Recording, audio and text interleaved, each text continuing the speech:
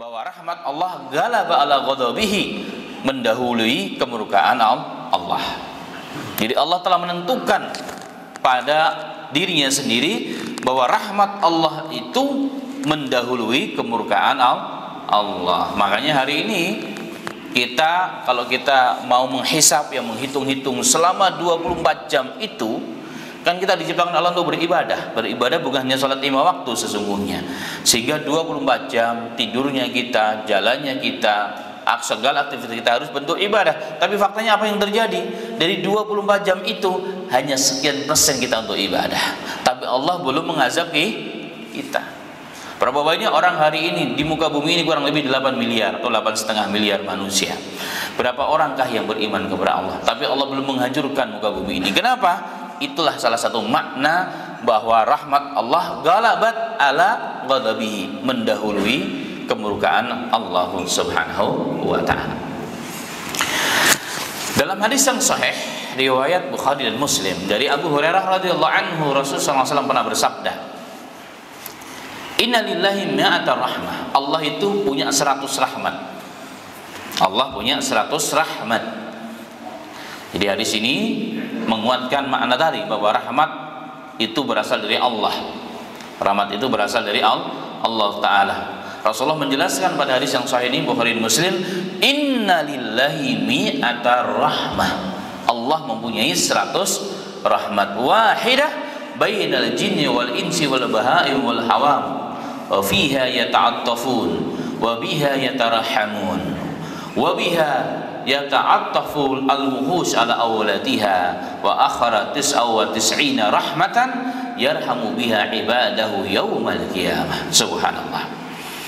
Kemudian Rasulullah mengatakan, dari 100 rahmat itu, satu rahmat itu Allah letakkan di bumi ini, antara manusia, jin, hewan-hewan, hewan buas. Disitulah para makhluk saling berkasih sayang, saling sesama makhluk saling merahmati antara satu dengan yang lainnya. Sehingga seekor hewan buas, dia akan mengangkat kakinya ketika akan menginjakkan anaknya. Itu sebagai bentuk rahmat Allah Subhanahu wa ta'ala. Berarti ketika kita menyayangi orang lain, menyayangi orang tua kita, menyayangi anak kita, pastinya menyayangi pasangan kita, itu bagian sekian persen dari satu rahmat. Subhanallah. Kemudian Rasulullah mengatakan, wa akharatis awwatis'ina rahmatan, dan Allah menyimpannya 99 rahmat. Disimpan di mana? Disimpan di akhirat. Diberikan kepada siapa? Yarhamu biha ibadahu yaumal qiyamah. Allah akan memberikan 99 itu untuk hamba-hambanya pada hari kiamat, yakni di surganya Allah Subhanahu wa ta'ala. Dalam teks yang lain juga kurang lebih sama ya. Dalam teks yang lain juga lebih sama.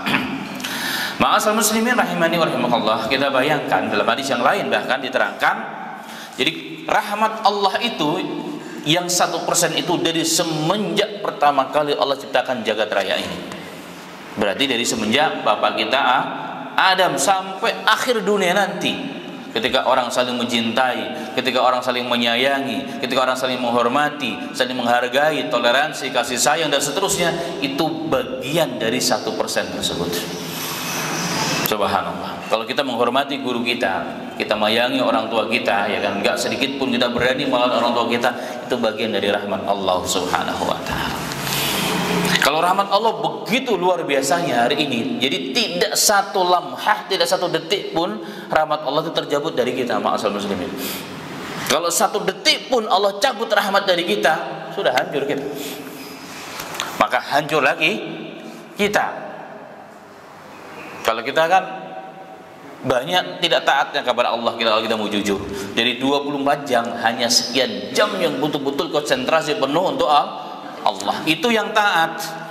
Itu yang disebut ahlul masjid. Itu yang disebut para alim ulama, para orang-orang yang dekat dengan Allah. Bayangkan orang-orang yang di luar sana, 24 jamnya penuh dengan maksiat dan dosa. Minimal sesuatu yang melalaikan mereka, minimal sesuatu yang menjauhkan diri mereka dari Allah Ta'ala. Tapi Allah juga tidak azab mereka. Tapi Tapi Allah tidak azab mereka, itu bentuk rahmat Allah Subhanahu wa taala.